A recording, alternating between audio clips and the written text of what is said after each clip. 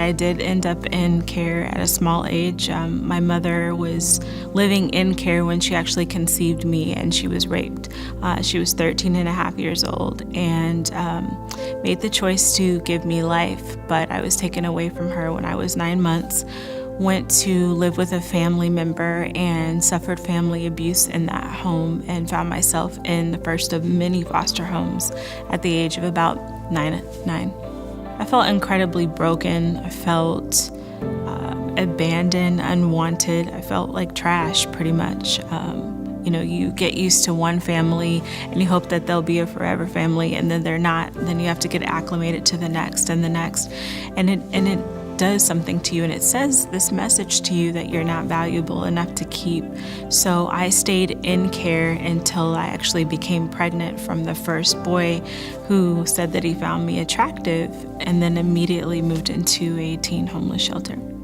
I pushed myself so hard to succeed, so I enrolled in school, I got a job, and I was taking care of him, and it was very difficult. It was lonely, it was scary. I hadn't been shown how to be a mom, but I had love, and I did have God's love, and that proved to be enough because it carried my son and I, his name is Trey, and life wasn't that bad. I mean, we lived in a homeless shelter together, and I was working, going to school, and then I ended up becoming a model. I got discovered when I was 19, and life just kind of took off from that point. My first exposure to faith was actually in one of the most tumultuous foster homes that I lived in. My foster father was our youth leader, and so he would, sexually abuse us or harm us, and then we'd have to go to church and worship.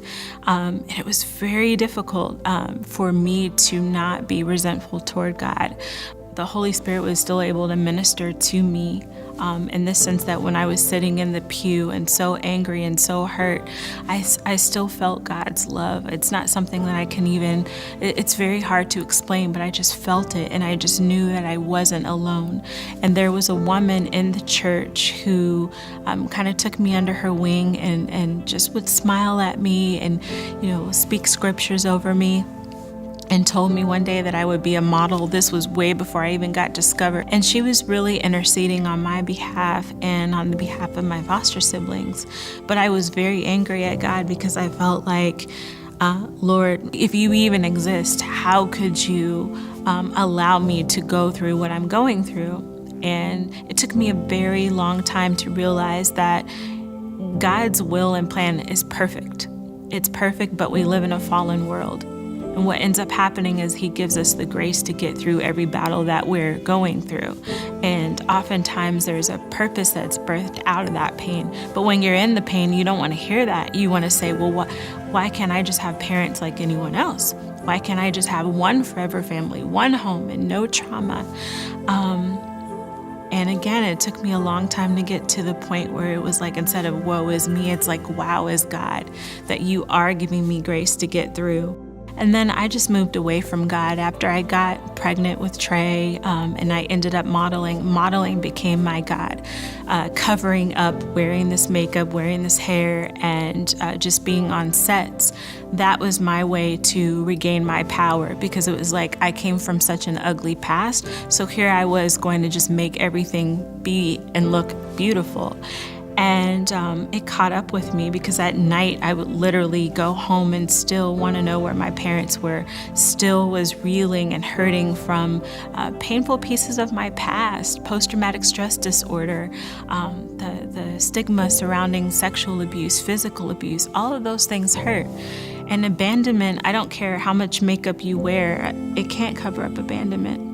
So I went through my life just modeling and coasting along. And then when I turned 31, I just checked out. Like, I literally had enough. I couldn't take any more of the covering up. I couldn't take any more of just this emptiness. And I decided that I wanted to end my life. But when you're in such a dark place, you don't think about anything other than wanting to get out of that dark place. And I said, I don't want to live anymore. So I went to a reservoir and I made the decision that I was going to jump.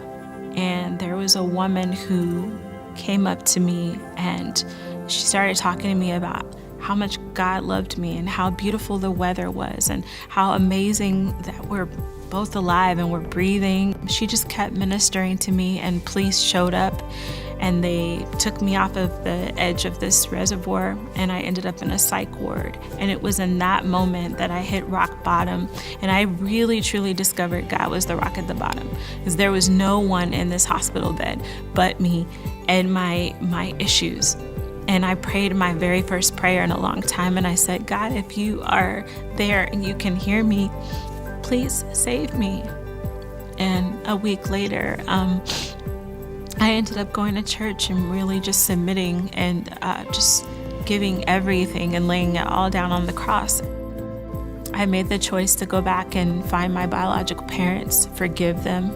I went back to that tumultuous foster home, and I stood in front of it with my arms like strong and mighty, and I just forgave. I actually walked through the foster home. I knew my foster parents didn't live there anymore, and I made peace with my painful past.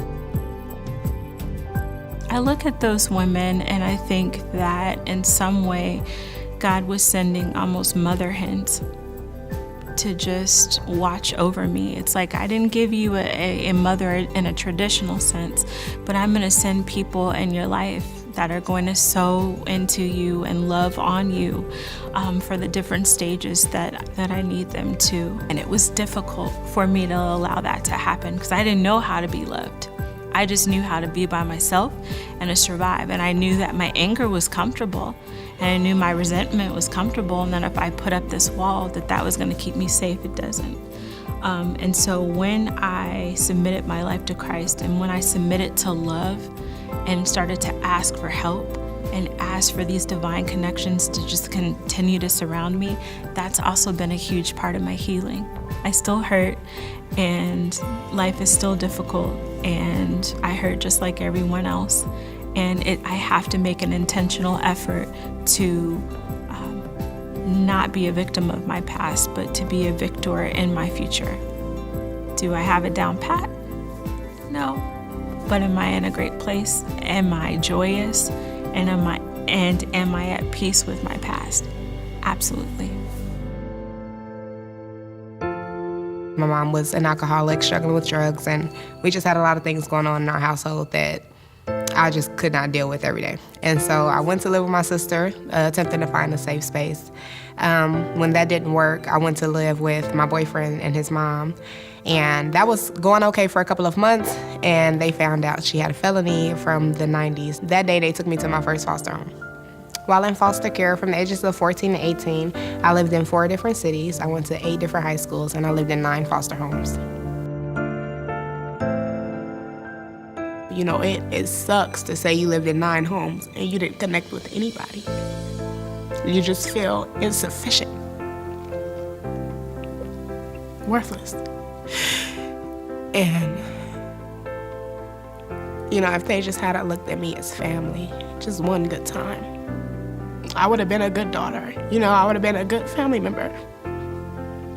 Everything that I've accomplished in my short life, and it's been a lot of great accomplishments, the only thing I've ever wanted was a family to call my own. And I think that if they had just taken the time to look at me as a person, not a foster youth, not the daughter of a crackhead, you know, not, you know, a child who's been through all these different homes and they don't read the paperwork, so they don't know why, you know, not a teen mom, not a disruption. I'm just a child whose mom wasn't prepared to be a mother, and I needed somebody else to do that.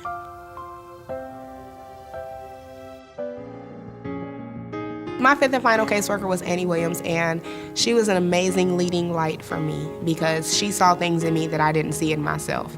And that gave me encouragement that I didn't even think I held, you know, and motivation that really pushed me forward when me or my child wasn't enough. Raising my daughter, you know, I didn't have parents that I could look up to or aunts or like I didn't have any type of structure to model after. And so all I could do was pray, for real. Like, I'm just like, okay, God, you gotta help me with this. Like, okay, God, well, how are we gonna figure out this?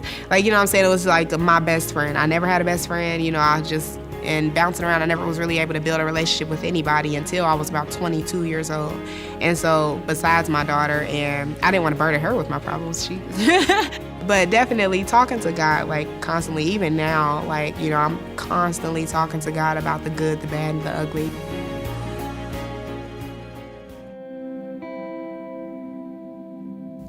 For many years, I carried my items in black trash bags. And what that said to me was that I was also trash, because I didn't have a suitcase. I didn't have a fancy backpack to carry my items in. It was this big black trash bag. And even now, I find that I don't use black trash bags in my home because it almost triggers me. So I would say there is a huge need for just nice suitcases and bags that these children can carry their items in, and it's something that they can call their own. And what that says to them is that you're not trash. And though you are, you know, transferring from home to home, you have something nice that you can at least transport your items in. I just think the youth really just need somebody in their corner who cares. You know, even if it's just to ask how your day was, or even if it's just, I didn't get my first birthday cake until I was 18, and Annie Williams bought that. You know, so even if it's simple stuff, coming to a parent-teacher conference, you know, you will be surprised how the littlest things will make a child feel self-worth. Just any small moment in time that you have available and in your heart to pour into a youth, you will be surprised, you know, how big of a difference it will make in their outcome. Hope is an easy word, but it's a hard thing to instill in yourself. And I think that if you have some hope, you know, and that's hope for everything, because sometimes all you're going to really have left is hope. And if you know, like if you have hope that, you know, you deserve love, and you know that you have hope that one day you'll recognize that you do, and things will not always be like this, and you will connect to people, and you will succeed, and you will accomplish that. Like, it's just literally believing in yourself, even when it feels utterly impossible. Even when all the cards are stacked against you, even when you've seen people with less barriers not make it, like, that is when you really have to just tap into whatever you have left and just have hope. You are not the sum total of your experiences. They are certainly part of your narrative, they're part of your story, but they don't define you. What defines you is the fact that you were able to withstand all those things. And even though you still may be hurting, you know, you're so infinitely beautiful. I am not sexual abuse. I'm not physical abuse. I'm not abandonment.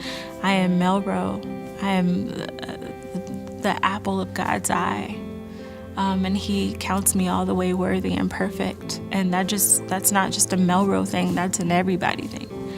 And my advice would be to please understand that you've done trauma very well. You know trauma. You know pain. Now let's know happiness. Now let's know joy.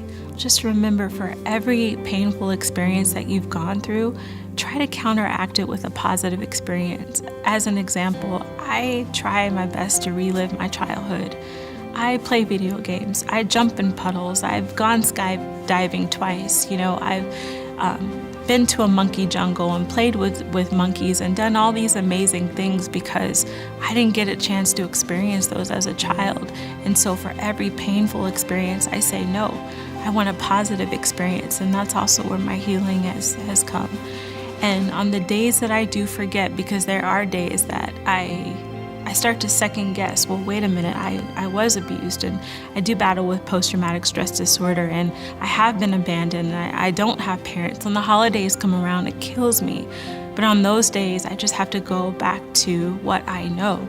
What is true is that I am not the sum total of my experiences, that I am uniquely and wonderfully made, that God has counted me all the way perfect and worthy, and that's what I stand on.